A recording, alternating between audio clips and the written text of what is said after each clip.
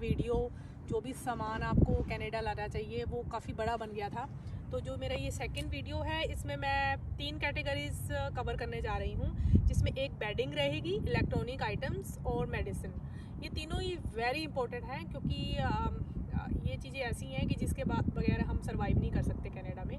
आपको मतलब सर्वाइवल तो है ही, लेकिन बहुत ही मुश्किल होती है, क्योंकि एक ऐसा कंट्री है कि इंडिया में जैसे अप्रोचेबल है, हर चीज़ आपको नियर बाय मिल जाती है, बट यहाँ पर ऐसा नहीं है। यहाँ पर हर जगह आपको कार चाहिए, हर जगह जाने के लिए आपको अपना व्हीकल चाहिए या किसी की हेल्प चाहिए इनिशियल स्टेजेस पे।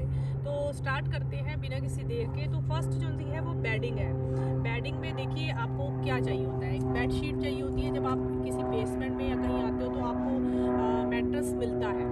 अगर मैट्रेस नहीं है तो आपको वो फ़ोन पे ही बात करके अरेंज करना पड़ेगा। मैट्रेस तो होगा ही।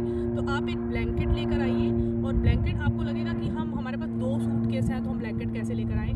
तो अगर फैमिली आ रही है, मान लो 3 या 4 आ रहे हैं, जैसे मेरी एक फ्रेंड आ रही है वो 4 हैं, तो चारों 2-2 लगेज ले सकते हैं, तो टोटल 8 लगेज ले सकते हैं वो।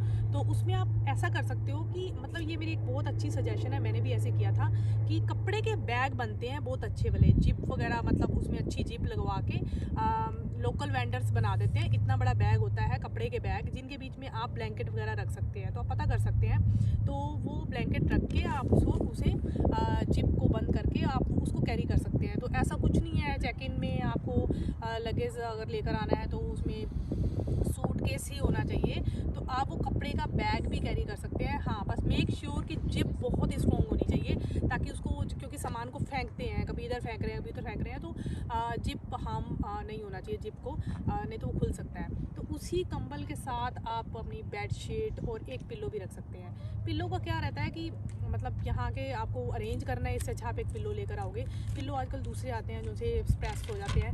एक तो ऑप्शन ये है बेडिंग का, और दूसरा ऑप्शन है आजकल कंप्रेस हो जाती है बेडिंग, तो आप उसको कंप्रेस करवा सकते हो। तो ये रहेगा, तो आप उसको कंप्रेस करवा के, और उसका एक तो विड्थ और साइज़ भी कम हो जाता है, और वेट तो उसका उतना ही रहेगा जितना वेट होगा, बस उसका साइज़ कम हो जाता है, क्योंकि जो साइज़ होती है वो आपको डायमेंशंस चेक करके ही लेकर आना है। हर एयरलाइंस के अपने डायमेंशंस होते हैं, वो विड्थ, लेंथ और जो उसकी लंबाई, चौड़ाई और ऊंचाई है, लेंथ वगैरह, उसको मेज़रमेंट करके ही उस बेडिंग को तैयार करना।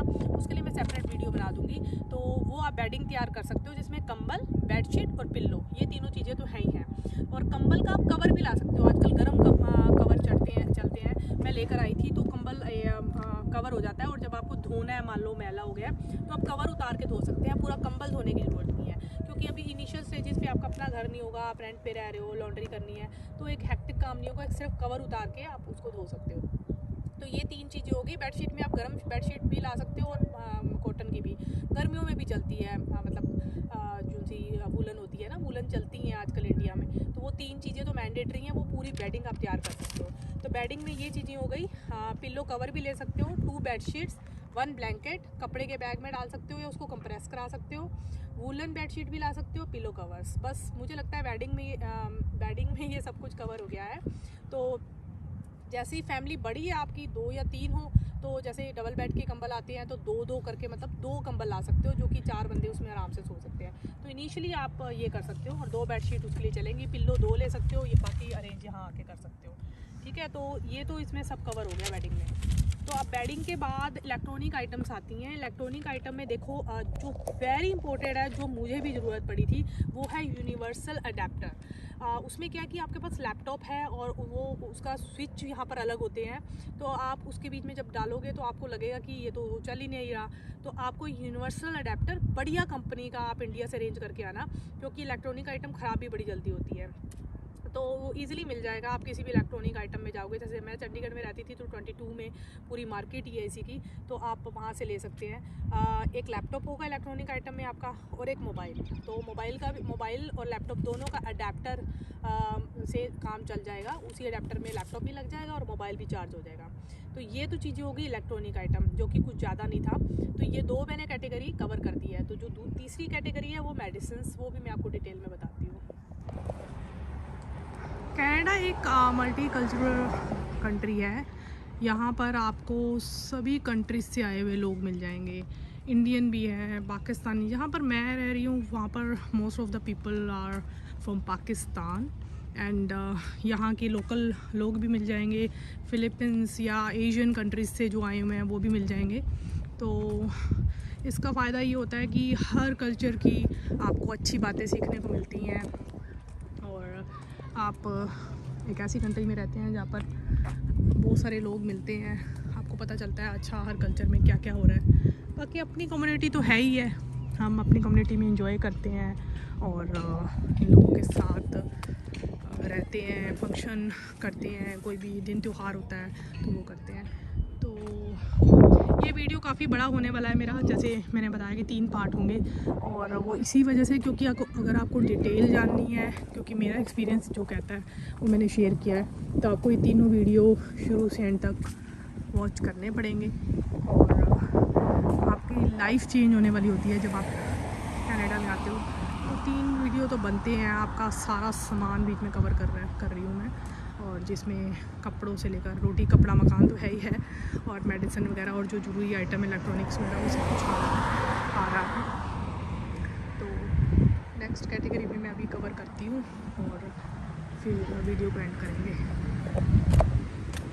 लास्ट कैटेगरी में इंक्लूड करने जा रही हूँ वो है मेडिसिन। तो मेडिसिन बहुत ही ज़रूरी होती है जब आप एक ऐसे देश में आए हो जब आपके पास कोई केमिस्ट की शॉप नहीं है नियर बाय, और आपको अगर जाना भी है तो पैदल चल के जाना है। तो उसमें मैं कुछ मेडिसिन मेंशन कर देती हूँ जो कि आपको इजीली अवेलेबल है, और कुछ मेडिसिन ऐसी है जो कि स्पेसिफिक होंगी।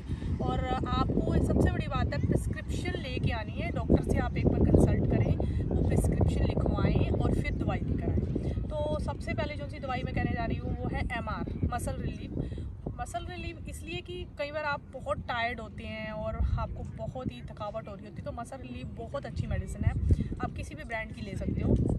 नंबर 2 क्रोसिन या पैरासीटामोल, आपको टेम्परेचर लग रहा है और वो हम घर में भी कभी ले ही लेते हैं, डोलो ले सकते हो, क्योंकि जैसे अभी कोविड का टाइम चल रहा है तो ये जो जी मेडिसिन है ये बहुत काम आती है, और मुझे भी बीच में ये प्रॉब्लम आ गई थी तो ये मेडिसिन बहुत काम आई।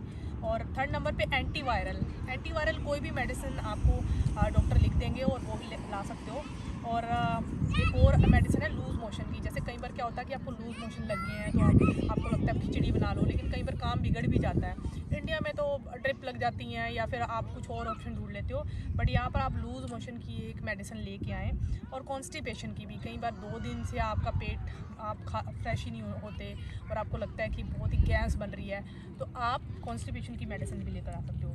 फिर 6 नंबर पे एसिडिटी, आपको एसिडिटी हो गई है, जेलोसेल वगैरह बहुत सारी ऐसी मेडिसिन है, लिक्विड्स कईयों को प्रॉब्लम होती है तो वो ला सकते हो। फिर कोल्ड और कफ की अलग सिरप या फिर कोई भी मेडिसिन लेकर आ सकते हो, ठीक है, जो भी आपको सूट करती है।